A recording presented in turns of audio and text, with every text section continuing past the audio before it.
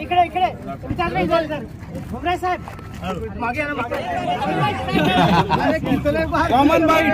Common bite करा. Common bite सगळ्यांचा मोठ्या मनाने तुम्ही येऊन भुमरे साहेबांना लोकशाहीच आपण बघतो ना की म्हणजे हे खूप एक ब्युटिफुल ऍस्पेक्ट आहे.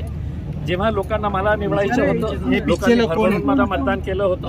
आता 5 वर्षानंतर असं वाटलं की नाही, इम्तियाज जलीलपेक्षा भुमरे साहेब चांगले आहे म्हणून त्यांना मतदान केलेलं आहे. आम्ही वेगवेगळ्या पार्टीचे असू शकतं, पण मित्रता असतं आणि ते मित्रता जपायला पाहिजे, सगळ्यांनी जपायला पाहिजे. विकासासाठी सहकार्य करणार नक्की 100%. जेव्हा त्यांनी मला कॉल केलं तर मी तुरंत त्यांच्याकडे पळून जाणार. लोकसभेत जाताना त्यांना भुमरे साहेब काय म्हणाले? तुमच्याकडून राहिले तुम्ही त्यांना ते पण हो माधव सर पाटील काय सूचना करा?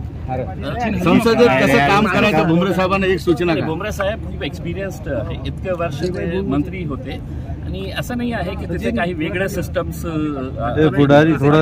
आहे की एक खूप मोठा एक सभागृह आहे आणि देशाचे निर्णय तिथे घेण्यात येतं. आणि माझी अपेक्षा हेच आहे की या जिल्ह्यामध्ये खूप काही करण्यासारखं आहे. जे काम अर्धवट राहिलेले आहे नक्की ते भुमरे साहेब पूर्ण करतील आणि जिल्ह्याच्या विकासासाठी जेव्हा जेव्हा त्यांना माझी गरज लागेल आम्ही सगळं एकत्र येऊन आम्ही जिल्ह्याच्या विकासासाठी काम करू. भुमरे साहेब काय म्हणाल? शुभेच्छा दिल्या मोठ्या दिलानी. इम्तियाज जलील साहेबांनी खरोखर म्हणजे मन मोठं करून शुभेच्छा दिल्या. आणि जलील साहेबांनी मी कायम म्हणजे आमचे पक्ष वेगळे असतात पण आम्ही कायम विकासाच्या बाबतीत एकत्र पालकमंत्री असताना मंत्री असताना आम्ही एकत्र येऊन विकासाच्या बाबतीत अनेक कामं करण्याचा प्रयत्न केला, एकमेकाचा सल्ला घेण्याचा प्रयत्न केला. म्हणून मला सांगितलं की जलील साहेब यांना सुद्धा 5 वर्षाचा चांगला त्याचा निश्चित मला सुद्धा फायदा निश्चित झाल्याशिवाय राहणार नाही.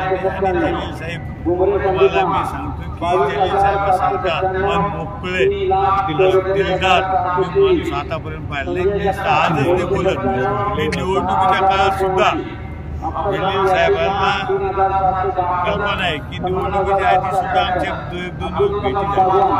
ठीक आहे, ते त्याचे MIM कोण राहिली, मी शिवसेना, पण आम्ही खेळीमेळीच्या वातावरणात ही निवडणूक लढली. हारजीत होत असती.